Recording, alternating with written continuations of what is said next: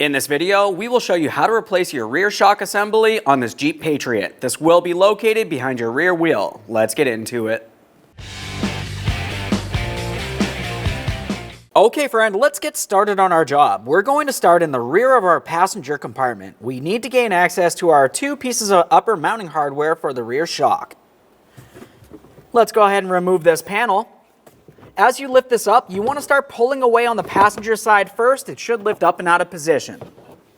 With that panel out of the way, along either side of the vehicle, we're going to have to pay attention deep inside of this area.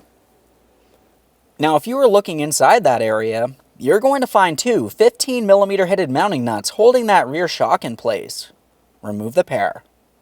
For each of these two mounting nuts, I'm using a 15mm ratcheting wrench.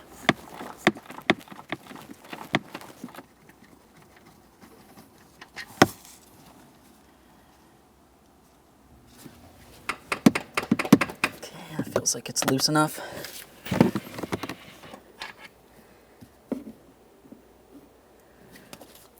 Let's pause in here. We're going to safely raise and support the rear of the vehicle. After raising and supporting the rear of the vehicle, we're going to remove our wheel. To remove the wheel, remove all 5 of your 19mm lug nuts and we can get this off of here.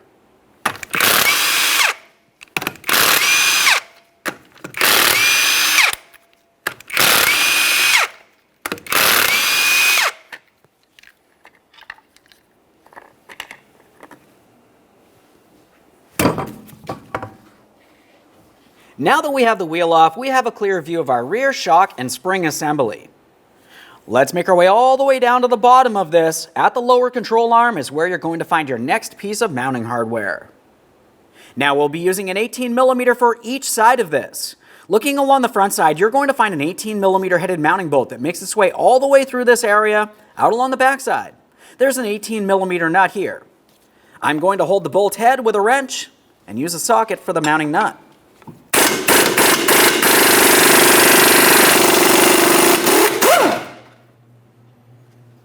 Now that we have the nut off of there, we're going to continue on driving out the bolt. When you do this, you want to be extremely careful. The shock may come down towards that lower control arm. Be aware of any pinch points.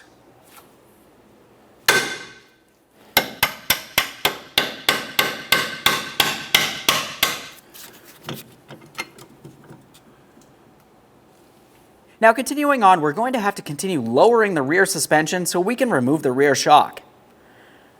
Make your way to the outboard aspect of that lower control arm to its connection point here. We'll be using an 18mm for our mounting bolt that makes its way from the front towards the rear. Another 18mm for the mounting nut on the back side there.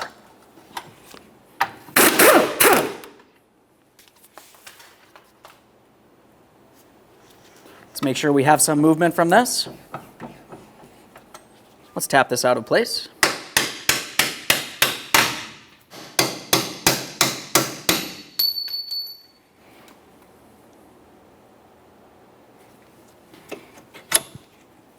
Now we'll be using a small pry bar. In between this area, we want to gently start prying down on the lower control arm and we can start removing the upper portion of the shock from the body of the vehicle.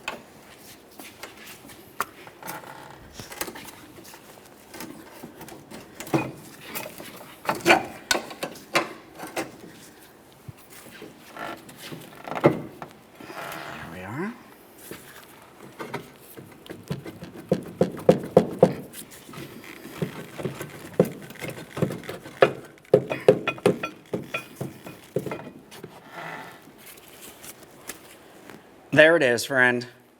Now that we have the rear shock assembly out of the vehicle, we're over at the bench, we're going to remove this upper protector. For this, I'm just using a small pocket screwdriver. You can use pretty much anything as a small prying device. Just make your way underneath there and gently pry it out of place. We're trying to reuse this. I like to use it on the brand new rear shock.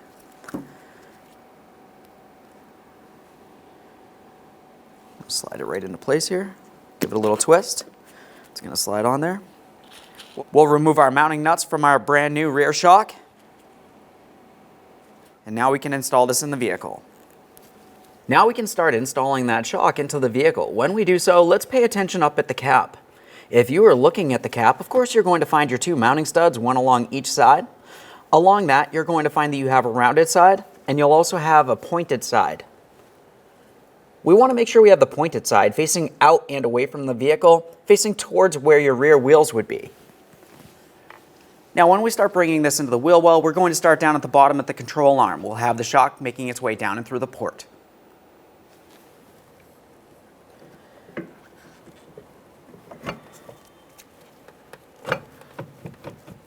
You may have to adjust your suspension along the way.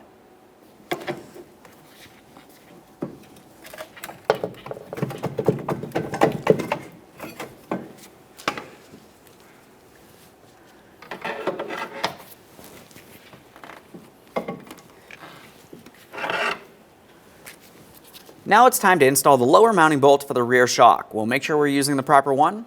We're looking for the one that has the pointed tip. The other one does not have a pointed tip. That's for the far end of the lower control arm. That mounting bolt's going to come through from the front towards the rear.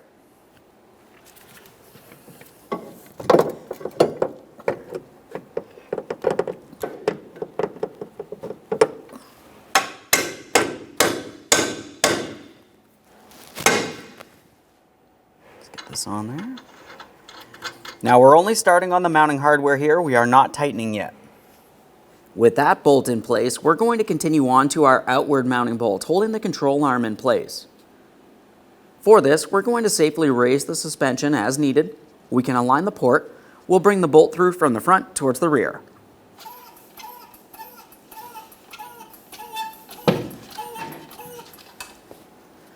Now to align this, you can use a pointy object such as an awl.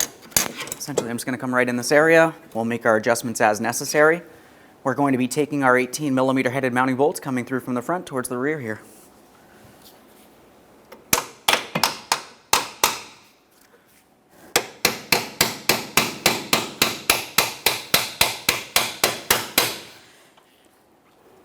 Now let's install our mounting nut. Prior to tightening the lower hardware, we need to make sure that the rear suspension is in original ride height position. For this, I have a jack underneath my control arm and I'm applying upward pressure. While holding upward pressure, we'll continue on snugging each one of our two mounting bolts out here, starting with the shock mounting bolt and mounting nut. I'm just going to hold the bolt side with a wrench, 18mm here. We'll tighten up the nut.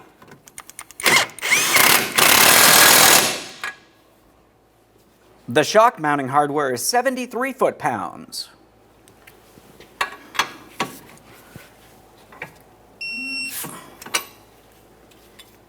Now we'll make our way to the outer piece of hardware.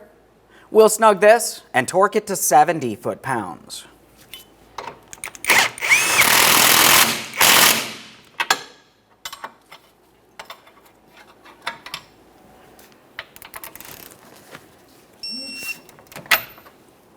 Now at this point, since I'm working on a lift, I'm going to have to reinstall the wheel. We'll get everything torqued with the full weight of the vehicle on the ground. We can go ahead and make our way up inside the passenger compartment. Let's lower that suspension for now. It's time to reinstall the wheel.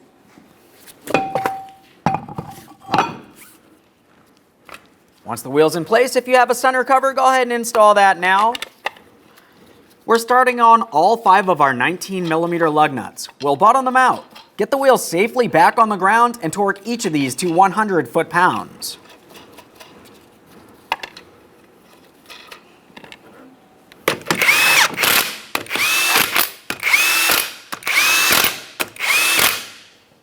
Once the wheel's on the ground, we'll be torquing these in a crisscross manner.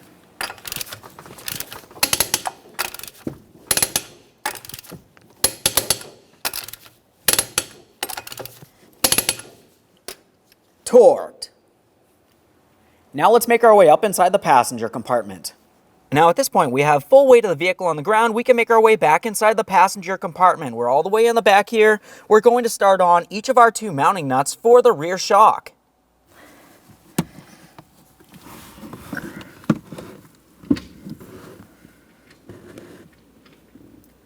There's one. Now we'll just start on the other one. After they're both started on, bottom them out and torque those to 35 foot-pounds.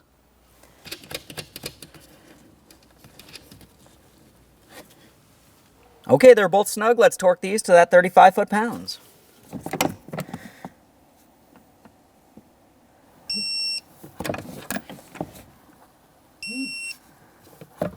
There we are. Now, one last quick inspection in this area. We can reinstall our rear panel. We're going to have to start with the driver's side. That's going to have one little locating tab. It's going to slide into this trim panel. Once you've done that, we'll be paying attention over on the passenger side. As far as that's concerned, we have our locating tab on the panel itself. It's going to slide into a groove on the trim panel. Okay, friend, we finished the installation of one side of our vehicle's rear shocks. Whenever you do these, you do them as a pair. Go over to the other side of the vehicle and repeat the exact same process. After that, take your vehicle for a road test down to your local alignment shop. Thanks for watching. When only the best will do, demand TRQ. The only company that lets you view before you do. TRQ is committed to offering the highest quality aftermarket auto parts that are engineered for peace of mind. Thanks for using and viewing with TRQ.